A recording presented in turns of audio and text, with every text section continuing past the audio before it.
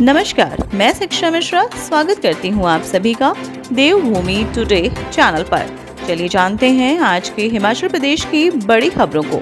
लेकिन उससे पहले अगर आपने हमारे चैनल को अभी तक सब्सक्राइब नहीं किया है तो जरूर करें, साथ ही शेयर और लाइक भी करें।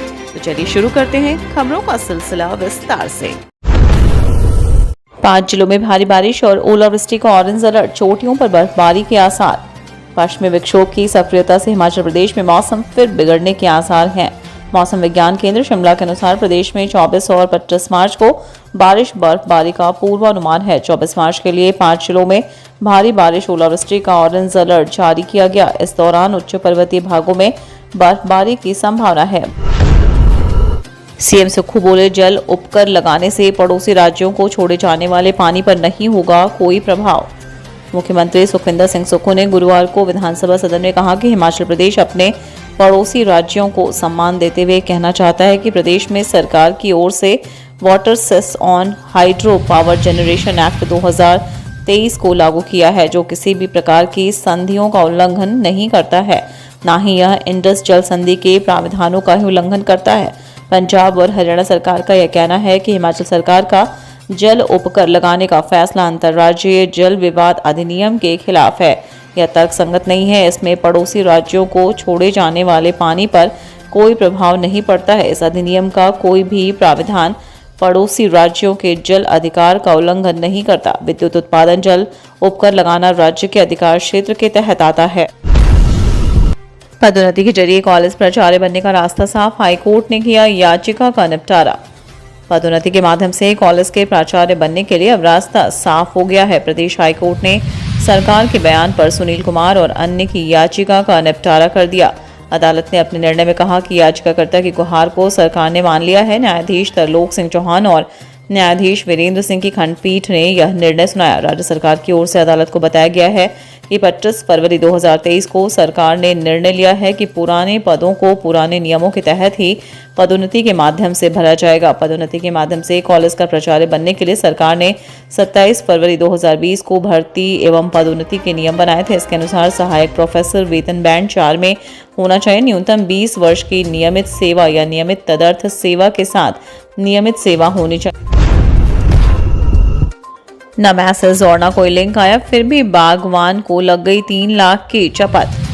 ना तो मोबाइल पर कोई मैसेज और ना ही कोई लिंक आया, लेकिन बावजूद इसके 3 लाख रुपए खाते से निकल गए। इस बात का जब व्यक्ति को पता चला तो वह सन्न रह गया और उसने तुरंत ही पुलिस को इसकी सूचना दी और मामला दर्ज करवाया। शिमला जिले के कोटखाई में ठगी का यह मामला सामने आया है। बागवान अक्षय पुत्र स्वर्गीय गोपाल सिंह निवासी गाँव दीदी डाकघर महासू तहसील कोटखाई जिला शिमला ने कोटखाई पुलिस थाने में दर्ज करवाया है कि मामले में बताया गया कि 6 नवंबर 2022 को उसके खाते में 2,99,997 रुपए निकाले गए। इतना बड़ा अमाउंट कैसे गायब हुआ, इस बारे में उसे कोई जानकारी नहीं। एक साथ अकाउंट से इतने सारे पैसे उठ जाने का उसे ना कोई मैसेज आया और ना ही बैंक ने बताया तथा ना ही कोई लिंक उसे आई। चेयरमैन कुलदीप पठानिया बोले, बैंक लाभ की स्थिति में आने के बाद ही भरे जाएंगे खाली पद। कांगड़ा केंद्रीय सहकारी बैंक जब लाभ की स्थिति में आएगा उसके बाद खाली चल रहे करीब 400 पदों को भरने की प्रक्रिया शुरू होगी। यह बात गुरुवार को परिधि गृह हमीरपुर में आयोजित पत्रकार वार्ता में केसीसी बैंक के नवनियुक्त चेयरमैन कुलदीप पठानिया ने बैंक की वित्तीय स्थिति की जानकारी देते हुए कही। केसीबी बैंक के एनपीए को लेकर पूछे गए सवाल पर उन्होंने कहा कि इसमें 8% की कमी आई है। वर्तमान में बैंक का एनपीए 32 से 24% हुआ है, जो कि अच्छे संकेत हैं। हमने और भी योजना बनाई है जिसमें एनपीए को और कम करके बैंकों को लाभ में लाया जाएगा।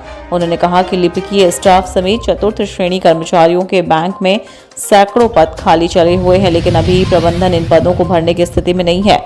इस पर 31 मार्च के बाद वित्तीय स्थिति देखने पर ही निर्णय लिया जाएगा। पठानिया ने कहा कि केसीसी बैंक में नियमों के विपरीत ऋण आवंटन के मामलों की छानबीन के लिए जांच एजेंसियां काम कर रही हैं। जो भी दोषी पाया जाएगा उसके खिलाफ सख्त कार्रवाई अमल में लाई जाए। बजट सत्र, सीएम सुक्खू बोले, कांगड़ा हवाई अड्डे के विस्तारीकरण से नहीं उजड़ेगा कोई परिवार। मुख्यमंत्री सुखविंदर सिंह सुक्खू ने कहा कि कांगड़ा हवाई अड्डे के विस्तारीकरण से कोई परिवार नहीं उजड़ेगा।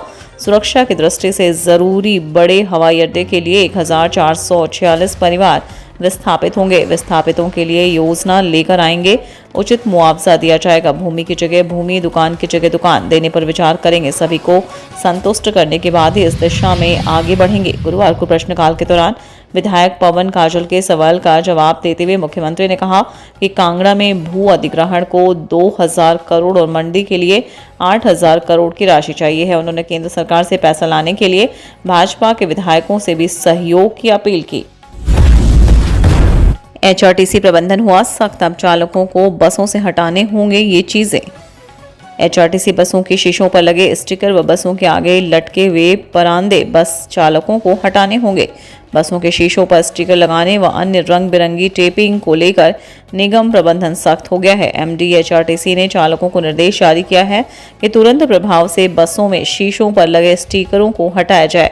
यदि बसों में यह स्टिकर नहीं हटाए जाते हैं तो इसके लिए निगम प्रबंधन चालकों से जवाब भी तलब कर सकता है। जानकारी के अनुसार निगम प्रबंधन के सामने आए कि निगम प्रदेश के भीतर व बाहरी राज्यों में जाने वाली बसें, कुछ बस डिपो की बसों के शीशों पर जरूरत से अधिक स्टिकर लगे हुए हैं। वहीं बसों के टायरों के साथ आगे व पीछे परांदे लटके हुए हैं, जिससे एचआरटीसी बसों का रंग रूप ही बदल गया है। वहीं प्राइवेट बसों व सरकारी एचआरटीसी बसों को अंतर खत्म हो चुका है। ऐसे में एमडी ने सख्ती से एक्शन लेते हुए एचआरटीसी बसों के फ्रंट शीशों में जरूरत से अधिक लगी टेपिंग को तुरंत प्रभाव करने के निर्देश जारी किए, जिससे एचआरटीसी की पहचान बरकरार रहे।